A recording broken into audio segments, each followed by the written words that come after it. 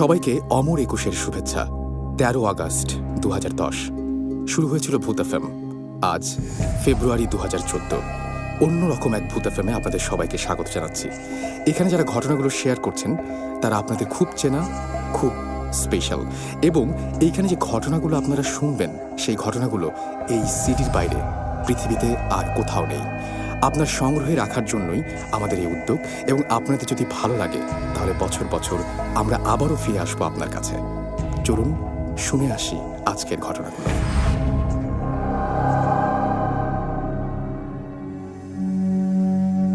আমি সাকওয়াত হোসেন বাবন, আমি পুরনো ঢাকাতে থাকি। তো আমি আজকে যে ঘটনাটা শেয়ার করব সেটা আমার জীবনে ঘটে যাওয়া একটা অত্যন্ত কি বলবো যে রোমহর্ষক ঘটনা বলা যায়, আবার রোমাঞ্চকর ঘটনাও বলা যায়। তো ঘটনাটা শুরুটা হলো এরকম। আমার ছোটোবেলা থেকেই মাছ ধরার প্রতি খুব আগ্রহ। আমি সবসময় মাছ ধরি এবং আমার মাছ ধরার পদ্ধতিটা হচ্ছে ছিপ দিয়ে। তো আমি জানি যে কিভাবে মাছ ধরতে হয়, কেঁচো দিয়ে, মাছের খাবার দিয়ে, মাছকে ডেকে কীভাবে মাছ ধরতে, এগুলো আমি সবসময় জানি। ছোটোবেলা থেকে এটা হয়ে গেছে আমার মধ্যে। তো একবার ঘটনাটা যেখান থেকে শুরু, আমি সেটা বলবো, এটা ওই ঘটনাটা উল্লেখ না করলেই নয়। একবার আমার বাবা একজন সরকারি কর্মচারী, সরকারি অফিসার ছিলেন। তো উনি ঢাকার বাইরে পোস্টিং ছিল। তো আমরাও গেছি। আমি সাঁতার জানিই না।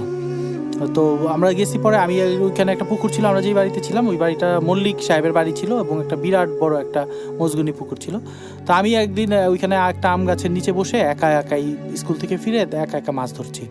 ছোট ছোট পুঁটি মাছ উঠে, তো আমি কেঁচো দিয়ে মাছ ধরতেছিলাম। হঠাৎ করে একটা বিশাল টান আমি অনুভব করলাম, এবং অনেক ছিপ ধরে রাখতে চাইছি যে ছিপ আটকে মাছটাকে তুলে ফেলবো, কিন্তু না, মাছটা আমাকে নিয়ে পুরো আমি ধাপাস করে পানির মধ্যে পড়লাম। তার কিছুক্ষণ পরে আমি বুঝতেছি আমি পানি খাচ্ছি, পানি খেয়ে হাত পাও ছুটতেছি চারিদিকে বাঁচার জন্য, কিন্তু না, পানির নিচে, পায়ের নিচে কিছু পাচ্ছি না, এবং আমার বুক ধকধক করতেছিল, এবং একসময় আর কোনো কিছু মনে নাই, আশেপাশে কেউ ছিলও না যে আমাকে বাঁচাবে। তো কিছুক্ষণ পরে আমি চোখ খুলে যখন তাকালাম, কতক্ষণ পরে আমি ঠিক জানি না, চোখ খুলে তাকালাম, দেখলাম যে আমি ওই আম গাছটার নিচে শুয়ে আছি, আমার ছিপটা পানিতে মধ্যে ভাসতেছে, এবং আমাকে কে বাঁচালো, কিভাবে আমি ওইখানে উঠলাম, এটা আমার কাছে এক বিশাল রহস্য। যাই হোক, আমি এবার মূল ঘটনায় চলে আসি। আমার ছোটোবেলার সেই মাছ ধরার নেশা কিন্তু এখনও কাটে নেই। আমি কিন্তু তারপরে বড় হয়েছি, বিভিন্ন জায়গায় যখনই যেই পুকুরে গিয়েছি মাছ ধরেছি, এবং সাঁতারটা শিখে নিয়েছি বিধায় আমার কোনো ভয় ছিল না, ভয়টা চলে গেছিলো। তো আমি বিভিন্ন জায়গায় পার্টিসিপেট করতাম, যেমন ওই যেখানে টিকিট কেটে মাছ ধরার একটা সিস্টেম আছে। তো আমি 2টা টিকিট সবসময় কাটতাম সব জায়গাতে, এবং আমার কিছু বন্ধুবান্ধবও 2টা গেছে যারা মাছ ধরতে পছন্দ করে। দেখা গেলো উইকেন্ডে আমরা ঢাকার বাইরে চলে যাই, বিভিন্ন জায়গাতে চলে যাই, কখনো নিজেদের গাড়ি অথবা অফিসের গাড়ি ব্যবহার করি। তো অফিসের গাড়ি হিসেবে যখন ব্যবহার করায় মতি মিয়া যে নামে এক ড্রাইভার ছিল, সে সবসময় সেও মাছ ধরতে পছন্দ করতো। সে আমার সাথে প্রতি শুক্রবারে তাকে খবর দিলেই হইতো, আর অফিস থেকে পারমিশন নিলেই হইতো যে গাড়িটা আমি শুক্রবার নিয়ে যাচ্ছি, এটা জানতো সবাই। তো একবার খবর আসলো যে আমার এক ফ্রেন্ড খবর দিল যে বুলতা নামের একটা দিঘি আছে বুলতা এলাকায়, এটা ঢাকা সিলেট মহাসড়ক হাইওয়ের পাশে পড়ে আর কি। তো আমি খবর পেয়ে বললাম যে ঠিক আছে, টিকিট করো। বৃহস্পতিবার তাকে কনফার্ম করলাম। ও বললো যে আমি টিকিট কেটে রাখছি, 2টা কাটি, হ্যাঁ, 2টাই 2জনে করবো। আমি বললাম তোমার জন্য কাটবা না আলাদা? কয় না, আমি 2টা কাটি, তুমি আসো। আমি বললাম যে ঠিক আছে, তাহলে কাটো, কনফার্ম করো। ও আমাকে রাতেও ফোন দিয়ে বললো যে কনফার্ম, কালকে 2টা টিকিট কেটে রাখছি, টিকিট তুমি এখানে আইসা তোমার নাম বললেই হবে, আর আমি তো থাকবোই। তাও ঠিক আছে, আমি মতি মেয়েরে ফোন করলাম, মতি কালকে সকালে চলে আসো, 6টার মধ্যে চলে আসবা বাসায়, তোমরা রওনা দিব মাছ ধরার। ও মতি খুব খুশি, মাছ ধরার কথা শুনলে মতি সবসময় খুশি হয়, আর এর জন্য ওর সাথে আমার আন্ডারস্ট্যান্ডিংটা খুব ভালো। তো মতি 6টার জায়গাতে সেদিন ও আর 6টার সময় আসতে পারে না, 8টা সাড়ে 8টার দিকে আসছে। আর আমি বললাম যে মতি তুমি এত দেরি করলা? বলে স্যার সকাল থেকে বৃষ্টি হচ্ছে। আমিও দেখলাম যে কয়েকবার বারান্দায় বের হয়ে দেখছি যে বৃষ্টি হচ্ছে, আর মতি মিয়ারে ফোন দিতেছিলাম। ওর বাসায় একটা ফোন আছে, সেটা তখন তার মোবাইলের সিস্টেমটা ছিল না। তো মতির বাসায় ফোন ছিল, ওকে আবার ডাইকা দিতে হইতো। তো 2-1বার ওকে ডাইকা দেওয়ার পরে 3য়বার এসে বললো যে মতি বাসায় নেই। তখন আমি কনফার্ম বললাম যে মতি মনে হয় চলে আসতেছে। তো 8টা সাড়ে 8টার দিকে আমাকে নিচে এসে খবর দিল যে স্যার ও আসছে। আমার দারোয়ান এসে যখন বললো যে স্যার মতি মিয়া আসছে, তখন আমি রেডি হয়েছিলাম, নেমে গেলাম। ঢাকা সিলেট হাইওয়ে ধরে আমরা যখন ওই বুলতা নামক এলাকাটায় পৌঁছালাম, তখন প্রায় 11টা হয়ে গেছে। বৃষ্টি পড়তেছে, বৃষ্টির কোনো থামার নামগন্ধ নেই। আমি যেয়ে দেখলাম যে বিশাল বড় একটা দিঘি, ওইটা বুলতা দিঘি নামে ওইখানে পরিচিত। তো দিঘিটা দেখে আমার ভালো লাগছে। আমি বললাম যে এখানে মাছ আছে, হ্যাঁ এখানে মাছ পাওয়া যাবে, মাছের গন্ধ যেন আমি পাচ্ছিলাম। তো আমি আমার যেই সব খাবারটা বা মাছের জন্য যেসব জিনিসপত্র নিয়ে আসছিলাম সেগুলো নিয়ে আমি ওইখানে যারা ছিলেন তাদের একজনকে জিজ্ঞেস করাই বললো যে আপনার জন্য এইখানে একটা চকি রাখা আছে, এইখানে আপনি মাছ ধরেন। তো জায়গাটাও আমার বেশ ভালো লাগলো, যে একটু ছায়ার মধ্যে একটা পাশাপাশি একটা গাছ আছে, করই গাছ, বিশাল করই গাছ ওইখানে। তো আমি ওইটার নিচে আমার চকিটা পাতা, তো আমি ওইটার মধ্যে বসে আমি মাছ করলাম। আমি খুঁজলাম যে আমার বন্ধুটা আসার কথা, ওরে দেখলাম যে উনি কই, খবর নিয়ে দেখলাম যে ও আসতেছে না। ও তখন আর ওইখানে ফোন দেওয়ার সিস্টেম নাই, তখন আমি আমার মতো মাছ ধরতে পারলাম। তো ঘন্টা দুয়েকের মধ্যে মাছ ধরা তো একটা ধৈর্যের ব্যাপার, 2 ঘন্টা 2.5 ঘন্টা অতিক্রান্ত হয়ে গেছে, কোনো মাছ পাইনি। আমি এর মধ্যে চার দিয়েছি, ওই যে বিভিন্ন জিনিস একত্র করে ফেললে মাছ ওইটার গন্ধে চলে আসে, তো একবারের জায়গায় 2বার চার দিয়েছি। তো ঠিক ঘন্টা 2-2.5 পরে আমি যখন আমার বড়শিতে প্রথম টানটা অনুভব করলাম এবং বিশাল এক মাছ উঠলো, সেটা হলো প্রায় 7.5 কেজির একটা সিঁদুর রুই বলে। তো এটা একদম লাল টকটক একটা রুই, হ্যাঁ, এবং 7.5 কেজি। আমরা ওইখানে মাপছি, মাছটার ওজন 7.5 কেজি ছিল। আমি তো খুশিতে আর বাঁচি না, মাছটাকে উপরে তুলে তারপরে মাছ যখন ধরলাম, মাছের নেশা পেয়ে গেছে আমার, এবং 1 কেজি, 1.5 কেজি, 2 কেজি বিভিন্ন সাইজের মাছ উঠতেছে। আমি খুশি একেবারে 5টা 5:30, এবং সবার শেষে মনে হয় আমিই ছিলাম যে ছিপ গুছিয়েছি মাছ ধরা থেকে। তারপর ওইখানে বুলতা বাজারে গেলাম, বুলতা বাজারে যাই মতি মিয়া আমি চা খেলাম। চাটা খেয়ে তখন মতিরে বললাম যে মতি চলো রওনা দেওয়া যাক। তো সন্ধ্যা হয়ে গেছে, নামাজ ওইখানে হয়ে গেছে, তো সন্ধ্যার পরে আমরা রওনা দিচ্ছি। তো সারাদিনে যেহেতু মাছ ধরার পরিশ্রম গেছে, মাছগুলোকে পিছনে গাড়ির পিছনে রেখে আমরা ঢাকার দিকে রওনা হয়ে গেছি। তো আমার পিছনের সিটে মতি মিয়ার পিছনে, আমরা একটা মাইক্রোবাসে ছিলাম, তো মতি মিয়ার পিছনের সিটটাতে আমি বসে চোখ বন্ধ করে দিছি এবং একটু তন্দ্রায় চলে গেছি। তো মতিকে বললাম যে মতি সাবধানে গাড়ি চালাও, দেখো বৃষ্টি হচ্ছে, গাড়ি যেন আবার বাইরে নিয়ে যাও। মতি বললো যে স্যার আপনি নিশ্চিন্ত ঘুমান, আপনার ঘুম বাসায় যায় ভাঙবে। তো যেহেতু মাছ ধরা হয়েছে, আমার মনটার মধ্যে একটা প্রশান্তি চলে আসছে। যারা মাছ ধরেন তারা জানেন যে মাছ ধরা পড়লে কীরকম প্রশান্তি লাগে। তো আমি সেই পুরোপুরি প্রশান্তির মধ্যে ডুবে গিয়ে আমার চোখটা একটু বন্ধ করে দিচ্ছি, তন্দ্রা চলে আসছে। হঠাৎ করে দেখলাম যে গাড়িটা থেমে গেল এবং মতি মিয়া কাকে বলতেছে যে সর, এই সর, সামনে থেকে সর সর, এরকম করে চিৎকার করে উঠছে। তা আমি বললাম মতি কী হয়েছে? প্রথমে মতি আমার কথার কোনো রিয়েক্ট করলো না। তার দ্বিতীয়বার আমি বললাম যে মতি কী হয়েছে তোমার? একটু ঝুঁকা ওর দিকেই বললাম কী হয়েছে কি? বলে স্যার দেখেন কে সামনে দাঁড়ায় আছে। আমি বললাম সামনে দাঁড়ায় আছে কে মানে? আমি প্রথমে সামনে তাকায় কিছু দেখি নাই, গাড়ি ফ্লাইট লাইট জ্বলতেছে, গাড়িটা থাইমা আছে, হ্যাঁ, গড়গড় গড়গড় করতেছে গাড়ি। তো মতিবা বললো স্যার বাম পাশে দেখেন। তখন আমি হাতের বাম পাশে দেখালাম, দেখলাম যে সামনের যে ফ্লাইট লাইটটা আছে, লাইটটার ঠিক পাশেই একজন দাঁড়ায় আছে, কেউ একজন দাঁড়ায় আছে গাড়িটা ঘেইসা, এমনভাবে দাঁড়ায় আছে যে গাড়িটাকে টান দিলে তার উপর দিয়ে গাড়ি যেতে হবে। তখন আমি বললাম যে কী সমস্যা কি? তখন মতি বললো স্যার আমি সরতে বলতেছি, স্যার আমি কিন্তু গাড়ি তার উপর দিয়ে নিয়ে যাবো। আমরা মতি তুমি থামো, অস্থির হয় না, দেখি আমি গাড়ির গ্লাস নামাইছি, বৃষ্টি হচ্ছে বাইরে, বৃষ্টিটা একটু বেশ ভালোই বৃষ্টি হচ্ছে। তখন আমি বললাম যে মাথাটা বের করে বললাম কি আপনার সমস্যাটা কি, আপনি গাড়ির সামনে কেন দাঁড়াইছেন? আমার হঠাৎ তখন একটা চিন্তা হয়েছে যে হয়তো কোনো গরিব টরিব মানুষ টাকা পয়সার জন্য গাড়ির সামনে দাঁড়ায় পড়ে গেছে বা এরকম কিছু। কিন্তু ওনার দিকে তাকায় আমার জানি শরীরটা কীরকম করে উঠলো, আমি একটু নিজেকে ঠিক বুঝাইতে পারবো না এখনও। যখন বলি আমার শরীর কাটা দিয়ে ওঠে, যে সেটা ঠিক তার চোখের দৃষ্টিটা, বিশেষ করে তার চোখের দৃষ্টিটা ঠিক নর্মাল না। মানে যারা ন্যাশনাল জিওগ্রাফিতে যে পশু পাখির অনুষ্ঠান দেখেন, তারা যদি যে বুনো লায়নগুলোর মানে সিংহের চোখ দেখেন, ঠিক এরকম 2টা চোখ যেন তার মধ্যে বসায় ছিল, চাপাটা একটু ভিতরের দিকে ঢুকানো, থুতনিটা একটু বের হয়ে আছে, লম্বা একটা শেপ, না পুরুষ না মহিলা, এরকম মাঝামাঝি কিছু একটা, যেন একটু চুলগুলো বড় বড় দেখলে মনে হয় যে মহিলা, শরীরটা দেখলে মনে হয় মহিলা, কিন্তু মুখের দিকে তাকাইলে মনে হয় না যে উনি কোনো মহিলা বা অন্য কিছু, বা উনি একজন মহিলা, এটা বোঝা যায় না। তো আমি তাকানোর সাথে সাথে উনি আমার কাছাকাছি চলে আসছে, গ্লাসের কাছে এসে বললে দে। এখন আমি বেশ চমকে উঠছি যে কি দিব? বললো যে তোর কাছে যা আছে দে। এখন আমি বললাম যে আপনার কি টাকা পয়সা দরকার, কিছু টাকা পয়সা দিবা? হইতে পারে না এরকম যে গ্রামের মানুষ কিছু টাকা পয়সা যাচ্ছে ক্ষুধার্ত। সে বললো যে না তুই দে। তখন আমরা যারা মাছ ধরি তারা একটা জিনিস খুব ভালোভাবে জানি যে এই ধরনের অপার্থিব কোনো অনেক ঘটনা ঘটে অনেকের জীবনে, যে হঠাৎ করে কোনো অশরীরী বা অন্য কিছু সামনে এসে দাঁড়ায় মাছ চায়। তো আমার প্রথমেই আমার ভিতরে কে জানি বলে উঠলো যে এটা কি সেই ধরনের কিছু? আমি বললাম যে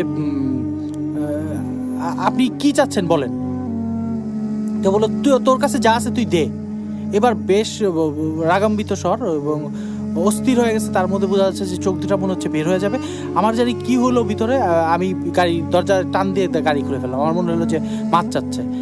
আমাকে মতি মিয়া বলতেছে যে স্যার বের হবেন না, স্যার বের হবেন না, স্যার বের হবেন না, গাড়ি থেকে বের হবেন না। আমি মতি মিয়ার কথা সম্পূর্ণ উপেক্ষা করে পিছনে চলে গেলাম। পিছনে যে ক্যারিয়ার ওপেন করছি, ক্যারিয়ার ওপেন করে মাছের সামনেই মাছের যে মাছটা নিয়ে আসতেছিলাম, যে পলিথিন ব্যাগের ভিতরে মাছ ছিল, তার সেই পলিথিনের ব্যাগটা আবার একটা চটের ব্যাগের ভিতরে ঢুকানো।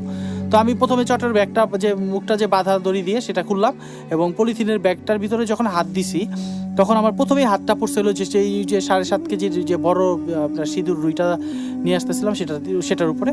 এবং এত বড় একটা মাছ যখন হাতে পেলাম, আমার কেন মনে হলো যেন আমি এই মাছটাই দিব। কিন্তু এত বড় একটা মাছ অন্যকে দিয়ে দেওয়া কিন্তু সহজ ব্যাপার না।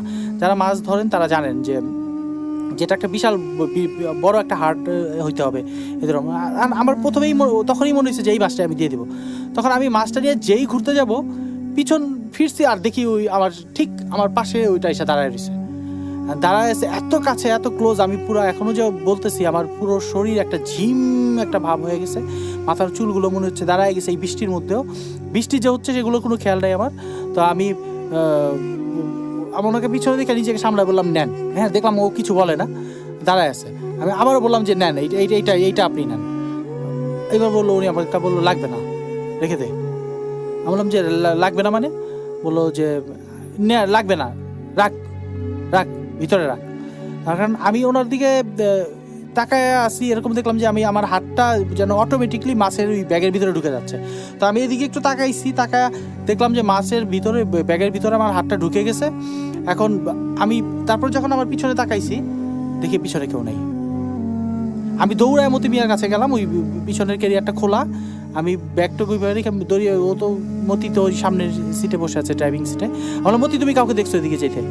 না স্যার, কাউকে দেখিনি। তো মতির সাথে সাথে আমাকে বললেই আমি বললাম যে হঠাৎ করে কোথায় গেল? মতি সাথে সাথেই গাড়ি থেকে নেমে আসছে। ও নাইমা বললো স্যার আপনি গাড়িতে উঠেন।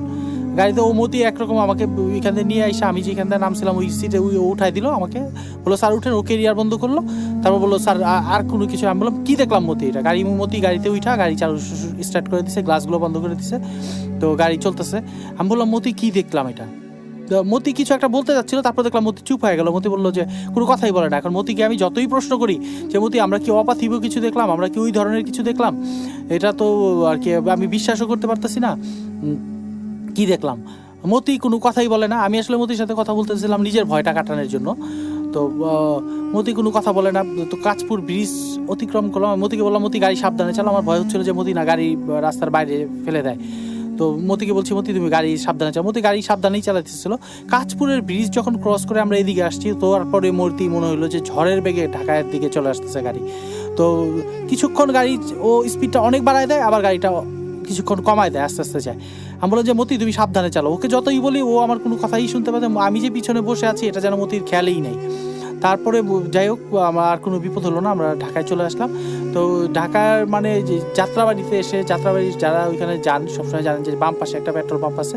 তো মতি গাড়িটাকে, পেট্রোল পাম্পটাকে ভিতরে গাড়িটা নিয়ে ঢুকাই দিয়ে মতি গাড়ি থেকে নামে আসছে, আমিও গাড়ি থেকে নামছি। মতি আমাকে জড়ায় ধইরা পুরো হাউমাউ করে কাঁদতেছে যে স্যার আজকে আমাদেরকে আল্লাহ বাঁচাইছে, আমাদেরকে ঢাকায় ফেরার কথা ছিল না। আমি বললাম যে মতি কি এরকম একটা মাছ চাইছে, মাছ দিয়ে দিছি, সব শেষ। মানে আমরা জানি যেটা চাই এরকম দিলে আর বিপদ হয় না। হ্যাঁ, কোনো ঝামেলা ছিল না। কয় স্যার যাকে আপনি মাছ দিছেন সেই জিনিসটা আপনার পিছনের সিটে বসে আসছিল। আমরা যে ঢাকা পর্যন্ত আসছি স্যার, কাশপুরের আগ পর্যন্ত পুরোটাই আপনার পিছনে বসেছিল। আমি বললাম তুমি দেখলা কেমন? স্যার আমি ব্যাক মিররে দেখতেছি সে আপনার পিছনে বসে আছে এবং এক দৃষ্টিতে আমার সামনের দিকে তাকায় আছে এবং আপনারা দেখতেছে। আর আমারও শরীর কাটা দিয়ে উঠলো। মতি বলতেছে যে স্যার কাঁচপুরের ব্রিজের পরে তাকে কখনো দেখছি বসে আছে, কখনো দেখছি নাই। যখন দেখছি বসে আছে আমি গাড়ি আস্তে আস্তে চালাইছি, আর যখন দেখছি নাই স্যার আমি গাড়ি জোরে জোরে তার চালাইছি। তো স্যার আজকে আমাদেরকে আল্লাহ বাঁচাইছে। আল্লাহ যদি আমাদের সাথে না থাকতো তাহলে আমাদেরকে কেউ বাঁচাতে পারতো। তো এটা আমার জীবনে ঘটে যাওয়া একটা রহস্যময় ঘটনা। তো এই ঘটনার পরে আর কি পরবর্তীতে যেই ঘটনাটা ঘটছে সেটা এটার সাথে অনেকটা লিঙ্ক আছে, আমি লিঙ্ক পাই। আমি সেনা কল্যাণ ইন্স্যুরেন্স কোম্পানিতে আইটি ডিপার্টমেন্টের হেড। তো আমি আমার যে চেম্বার আছে, আমি যে ওখানে যে বসি, তো আমার একটা যে পিয়ন, আমার পিয়ন হিসাবে, ব্যক্তিগত পিয়ন হিসাবে কাজ করে। তো ওর নাম মহামিনুল। ওর নামটা উল্লেখ করলাম এই কারণে, আমরা যে কারণ বাজারে জালালাবাদ ভবনে বসি, তো জালালাবাদ ভবনের আমরা 4র্থ তলা এবং 5ম তলাটা আমাদের অফিস। তো ও রাতেবেলা ওই ইয়াতে ঘুমায়, আমাদের 5ম তলায় ঘুমায়। 5ম তলার অফিসটা এখনও ডেকোরেশন কমপ্লিট হয় নাই, ইন্টেরিয়র কাজ চলতেছে। তো ও একদিন আইসা আমাকে বললো যে স্যার আমি তো উপরে ঘুমাই, আমার একটু ভয় লাগে। আমি বললাম যে কী ব্যাপার, কেন ভয় লাগে? কয় স্যার ওই যে আমাদের পাশে যে বিল্ডিং, রাস্তার ঠিক অপোজিটে একটা বিল্ডিং আছে, সেখানে ওই যে সোশ্যাল ইনভেস্টমেন্ট ব্যাংকের একটা শাখা আছে। তো বললো ওইটার উপরে খালি, চারিদিকে দেয়াল তুলে ছাদটা করে রাখছে, ওইখানেও কাজ চলতেছে। বললো স্যার আমি তো আমাদের উপরে তলায় ঘুমাই, তো স্যার হঠাৎ করে রাত্রেবেলা ঘুম ভেঙে গেছে, আমি ওই দেয়ালের দিকে তাকাইলাম, দেখলাম যে ছাদের উপরে যে কে হাঁটতেছে, ওই বিল্ডিংয়ের ভিতরে কে হাঁটতেছে। এবং হাঁটতে হাঁটতে স্যার ঠিক আমাদের যে সামনে ওই বিল্ডিংটা থেকে বের হয়ে গেল, শূন্যের মধ্যে সে হাঁটতে হাঁটতে মিউনিসিপ্যাল কর্পোরেশনের অফিসটা ক্রস করে চলে গেল। এরপর স্যার আমি কিছু দেখলাম না। আমি বললাম কেমন দেখতে? তো আমি যেই জিনিসটাকে দেখছি মোহামিনুলের বর্ণনাটা হুবহু এক। তো আমি ওর বর্ণনাটা শুনে আবার চমকাই গেছি যে এখন আমি এইখানে আছি, মানে জালালাবাদ ভবনের কথা বলতেছি, যে আমি যেই অফিসটার পিছন দিয়ে ওই বিল্ডিংটা দেখা যায়, একদম আমার জানলাটা গ্লাস, বড় গ্লাসটার পিছন দিয়ে দেখা যায়, যে একটা পুরো ওই বিল্ডিংটা দেখা যায়। এখন আমি মোহামিনুলের ভয়ে বর্ণনা শুনে চমকে উঠলাম এই কারণে যে ওইটাকে আমাকে ফলো করছে এখনও। আমি কিন্তু মাছ ধরা ওই ঘটনার পরে অনেক কমিয়ে দিয়েছি, এখন সহজে মাছ ধরতে যাই না। যাই হোক, এটাই আমার জীবনে একটা ঘটে যাওয়া বিশাল রহস্যময় ঘটনা। ভূত এফএম বইমেলা থেকে শুনছেন ভূত এফএম এবং আপনাদের সবাইকে আরও একবার স্বাগত জানাচ্ছি।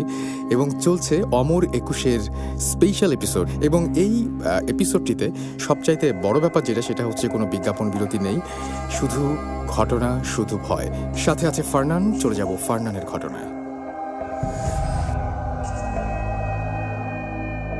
হ্যালো লিসেনার্স, আমি ফারনান পুরান ঢাকা থেকে এসেছি।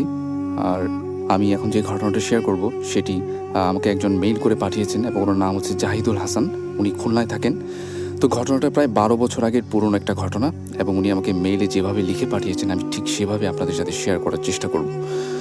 তো উনি ঠিক 12 বছর আগে ওনার কোয়ালিফিকেশন যখন শেষ করেন তখন খুলনা শহরে একটি চাকরি পেয়ে যান। এবং উনি যখন এই জবটা পান তখন ওনার বাসা ছিল খুলনার কোনো একটা গ্রামে, মানে অনেক ভিতরে শহর থেকে। তো উনি যখন ওই যেখানে অফিস সেখানে আসার জন্য তার অনেক সময় লেগে যেত। তো এরপরে উনি যেটা করলেন যে খুলনা শহরের আশেপাশে কোনো একটা বাসা খোঁজা শুরু করলেন, কারণ আসা যাওয়ার অনেক সমস্যা হয়, এই কারণে খুলনা শহরই একটা বাসা সে খুঁজে বের করার চেষ্টা করলেন। তো খুঁজতে খুঁজতে একটা বাসা সে পেয়ে গেলেন এবং এই বাসাটা ছিল আপনার খুলনা শহরেই এবং অফিস থেকে ওনার বাসার দূরত্ব ছিল প্রায় আধা ঘন্টা। তো বাসাটা প্রথম দেখাতেই তার খুব ভালো লেগে যায় এবং বাসাটার বর্ণনা আমি একটু দিব। বাসাটি ছিল এমন যে বাসার একতলায় ছিল আপনার ঔষধের গোডাউন এবং দোতলায় ছিল ছোট ছোট রুমের একটা ফ্ল্যাট এবং বাসার মালিক থাকতো খুলনা শহরের অন্য একটা বাসায়, মানে এই বাসায় মালিক থাকতো না। তো খুব ছোট একটা বাসা এবং বেশ পুরোনো আমলের একটা বাসা।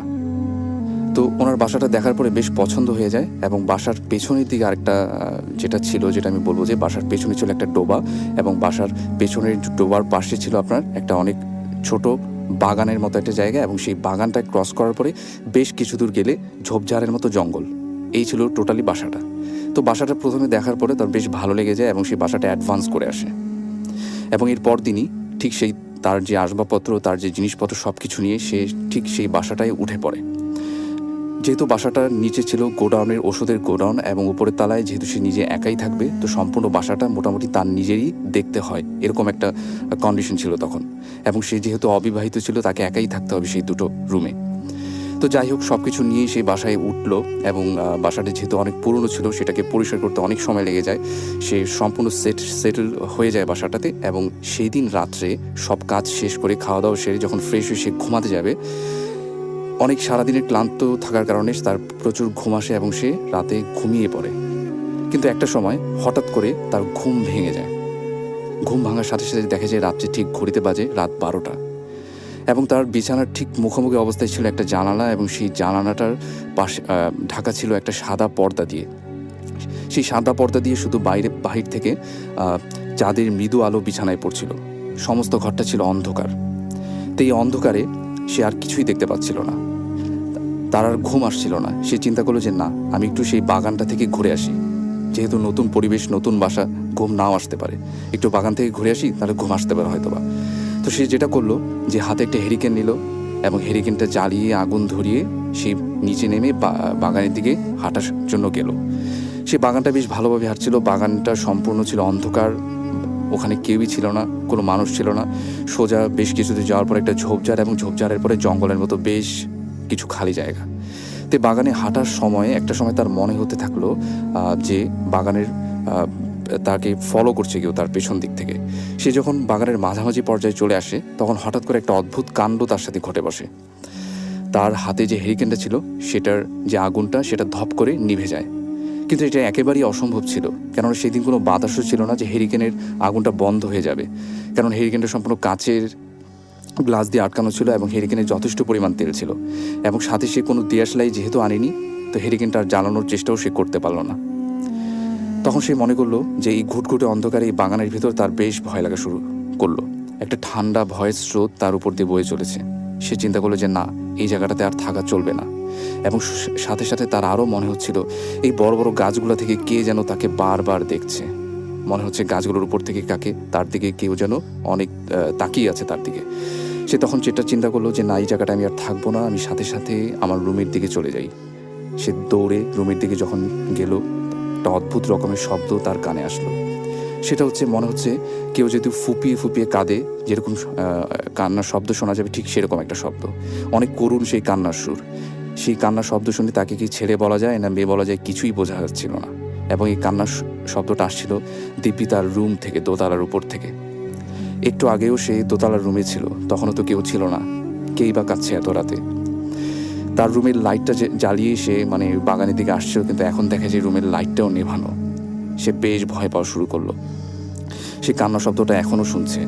সে যেটা চিন্তা করলো যে একতলার গেটটা খুলে আস্তে আস্তে করে উপরের দিকে ওঠা শুরু করলো। সিঁড়িতে তখনও সেই কান্নার শব্দ। যখন সে তার রুমের দরজাটা খুলতে যাবে, ঠিক তখনই কান্নার শব্দটা একদম বাতাসের সাথে মিলিয়ে গেল। আর কেউ সেখানে কান্না করছে না। সে সাথে সাথে রুমের ভেতরে গেল, দেখলো যে রুমের লাইটটা নেভানো। সাথে সাথে রুমের লাইটটা জ্বালালো এবং নিজের মনকে সান্ত্বনা দেওয়ার জন্য ঘরের প্রত্যেকটা কোণা খুব ভালো মতো খোঁজার চেষ্টা করলো যে আসলে কান্নার শব্দটা কোত্থেকে আসছিল। কিন্তু সারা বাড়ি খোঁজাখুঁজির পরেও সে কিচ্ছু পেল না। সে একটা সময় ভেবে নিল এটা হয়তো বা আমার হ্যালুসিনেশন হবে, কেননা সেদিন সে অনেক বেশি টায়ার্ড ছিল, কিছুই করার ছিল না। এসব ভেবে হঠাৎ করে সেই রাত কোনো মতে সে পার করে দেয়। তার সাথে আর কোনো সমস্যা হয়নি। এর পরের দিনের ঘটনা আমি এখন বলবো। এর পর দিন সে অফিস সেরে, টুকটাক বাজার সেরে তার বাসায় ফিরতে ফিরতে সন্ধ্যা পেরিয়ে প্রায় রাত হয়ে গেল। ঠিক সে যখন বাসার দোতলায় উপরে উঠলো, তার রুমের পাশে যখন সে তালাটা খুলে ভেতরে ঢুকবে, ঠিক তখনই সে একটা অদ্ভুত শব্দ আবারও শুনতে পেল। এবং এই শব্দটা হচ্ছে তার রুমের ভেতর থেকে আসছে। মনে হচ্ছে রুমের ভেতরে 10 থেকে 12 জন লোক যদি একসাথে কথা বলে ঠিক যেরকম শব্দ হবে, ঠিক সেরকম শব্দ। গ্লাস যদি টেবিলে রাখার যেরকম শব্দ, প্লেটগুলো রাখার শব্দ, ঠিক সেরকম শব্দ। মনে হচ্ছে ভেতরে 10 থেকে 12 জন লোক অনেক জোরে জোরে কথা বলছে, হাসছে, এরকম একটা শব্দ সে শুনতে পাচ্ছে। তখন তার অদ্ভুত ভয় লাগা শুরু হলো যে বাসায় কি চোর আসলো? এই বাসার রহস্যটা সে কোনো মতেই উদ্ঘাটন করতে পারেনি। গতকাল রাতে ছিল কান্না শব্দ, আজকে আবার এরকম। সে চিন্তা করলো হয়তো বা বাসায় কোনো চোর এসেছে। সে সাথে সাথে যেটা করলো, যে চিন্তা করলো যে না, সে এখন আর রুমের তালাটা খুলবে না। সাথে সাথে নিচে চলে গেল এবং সে চিন্তা করলো যে কাউকে নিয়ে যদি উপরে গেট খোলা যায় তাহলে চোর ধরা যাবে। সে সাথে সাথে যেটা করলো, তাদের বাসার বাহিরে একটা মুদির দোকান ছিল, সেখানে 2 জন লোক বসা ছিল। তাদেরকে নিয়ে সেই দরজাটা খোলার জন্য গেল। দরজাটা খুলতেই সে অবাক হয়ে গেল। ভেতরে লাইট নেভানো, কিচ্ছু নেই। মনে হচ্ছে 7 থেকে 8 ঘন্টা এই রুমে কেউই আসেনি। প্রথম একটা প্রাণী ঘরে প্রবেশ করলো। কিচ্ছু ছিল না ভিতরে, কোনো গ্লাস ছিল না, কোনো প্লেট ছিল না, কিচ্ছু ছিল না। এতক্ষণের যে হইচই করার শব্দ, কিছুই তার আর সেখানে গেট খোলার পরে সে দেখতে পেল না। তারপর সে ফ্রেশ হলো, কাজটা সব কিছু সেরে যখন ঘুমাতে যাবে, এসব 9-6 ভাবতে ভাবতে, এই বাড়ির রহস্যের কথা ভাবতে ভাবতে হঠাৎ কখন যে ঘুমিয়ে পড়লো সেটা সে জানে না। অনেক রাত্রের দিকে আবারও তার ঘুম ভেঙে গেল। এবং ঘুম ভেঙে এবার যেটা সে দেখলো যে তার রুমের তার খাটের যে ঠিক বরাবর যে জানালাটা সাদা পর্দা দিয়ে ঢাকা ছিল, ঠিক সেই জানালাটাই কে যেন দাঁড়িয়ে আছে। জানালাটার কার্নিসের উপর কে যেন দাঁড়িয়ে আছে এবং সেটা শুধুমাত্র তার দিকেই চেয়ে আছে। তার কাছে মনে হচ্ছে যে বাতাসের ঝাপটায় সেই জিনিসটা, পর্দাটা বারবার সরে যাচ্ছে এবং সেই অদ্ভুত প্রতিকৃতি তার চোখে পড়ছে। এবং সেটা ছিল এমন যে ওটার 2টা চোখ প্রচণ্ড লাল জলজলে তকতকে তার দিকে চেয়ে আছে প্রচণ্ড রাগান্বিত দৃষ্টিতে। সে সাথে সাথে প্রচণ্ড চিৎকার করে বিছানা থেকে উঠে গেল। সে প্রচুর ভয় পেয়ে গেল এবং সে দরদর করে ঘামা শুরু করলো। তার বোঝার বাকি রইল না যে এটা ছিল তার একটা দুঃস্বপ্ন। তার ঘুম ভেঙে গেল। সেই সাথে সাথে বিছানা থেকে উঠে লাইট জ্বালানোর চেষ্টা করলো, কিন্তু রুমের লাইট জ্বলছে না, ফ্যানও চলছে না, রুমের ইলেকট্রিসিটি চলে গেছে। সে সাথে সাথে তার সেই জানালাটা দিয়ে গেল যেখানে সে একটু আগে স্বপ্ন দেখেছে। দেখলো যে জানালাটা খুলে বাইরে কিচ্ছু নেই, বাইরে প্রচণ্ড ঝড়ের মতো বাতাস বয়ে চলেছে। একটু পরেই মনে হয় অনেক ঝড় নামবে, এরকম মনে হচ্ছিল। সে সাথে সাথে দেখলো আকাশের দিকে থেকে আকাশে প্রচুর বিদ্যুৎ চমকাচ্ছে, মনে একটু পরেই বৃষ্টি নামবে। প্রচণ্ড বাতাস, প্রচণ্ড মেঘের গর্জন, প্রচণ্ড ভয়ানক একটা অবস্থা। রুমের লাইটও জ্বলছে না। সে সাথে সাথে আবারও তার বিছানায় চলে গেল ঘুমানোর জন্য। কিন্তু এই রুমের যে অন্ধকার, গভীর অন্ধকার, ঘুটঘুটে কালো অন্ধকার, সে একসময় সহ্য হয়ে গেছিল তার। কিন্তু হঠাৎ করে সেই বিছানায় যাওয়ার পরে তার আবারও একই ধরনের একটা শব্দ সে তার কানে আসলো। সেই শব্দটা হচ্ছে কেউ যদি ফুপিয়ে ফুপিয়ে কাঁদে, ঠিক যেরকম শব্দ, সেই মায়াবী কান্নার সুর আবারও তার কানে আসলো। কিন্তু এই কান্নার শব্দটা মনে হচ্ছে তার রুম থেকে আসছে, তার রুমের এই ঘুটঘুটে অন্ধকারের ভিতর থেকেই এই শব্দটা আসছে। হঠাৎ করে যখন এই বিদ্যুৎ চমকালো, বিদ্যুতের যে আলোর যে ঝলকানি, সেই ঝলকানিতে একটা অদ্ভুত জিনিস সে খেয়াল করতে পারলো। তার ঘরের কোনায় যে ঘুটঘুটে অন্ধকার জমাট বাঁধা ছিল, সেখানে অল্প আলোয় সে দেখতে পেল কিছু একটা সেখানে বসে আছে এবং সেখান থেকে সেই কান্নার শব্দটা আসছে।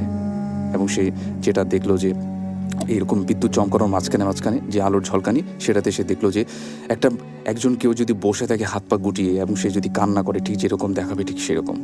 এবং ওটার এমন বর্ণনা ছিল যে ওটার সামনে প্রচুর বড় বড় চুল দিয়ে চেহারা ঢাকা ছিল এবং ওটা সাদা একটা কাপড় পরা ছিল এবং ওটার চোখের কোনো পাতা ছিল না, চোখের মণিগুলো লাল জলজলে ছিল এবং তার দিকে এমনভাবে চেয়েছিল মনে হচ্ছে ওটা লোকটা যেন তার শত্রু একটা। সে প্রচণ্ড ভয় পেয়ে গেল। সে একটা জিনিস হঠাৎ করে ফিল করা শুরু করলো যে তার কাঁধের উপরে মনে হচ্ছে কেউ চেপে বসে তাকে ধরে রেখেছে। সে প্রচণ্ড চিৎকার করার চেষ্টা করলো, কিছুই সে করতে পারলো না। সে একসময় দেখলো যে সে অদ্ভুত প্রতিকৃতি জিনিসটা হামাগুড়ি দিয়ে তার সামনে আসার চেষ্টা করছে। তারপরে তার সাথে আর কী হলো সে কিছুই জানে না। এরপর দিন অফিসে তাকে না পেয়ে তার কলিগরা তার বাসায় খোঁজ করে এবং বাসায় যখন খোঁজ করার পরে বাসার দরজা ভেঙে তাকে তার খাটের নিচ থেকে সেন্সলেস অবস্থায় তাকে পাওয়া যায়। এরপর সে প্রায় 2 দিন অসুস্থ ছিল, হাসপাতালে ভর্তি ছিল এবং এরপরে সে আর সেই বাসাটায় আর কখনোই যায়নি। এখনও সে মাঝে মাঝে সেই অদ্ভুত স্বপ্নটা এখনও বারবার দেখে। এই ছিল আমার ঘটনা। Thank you.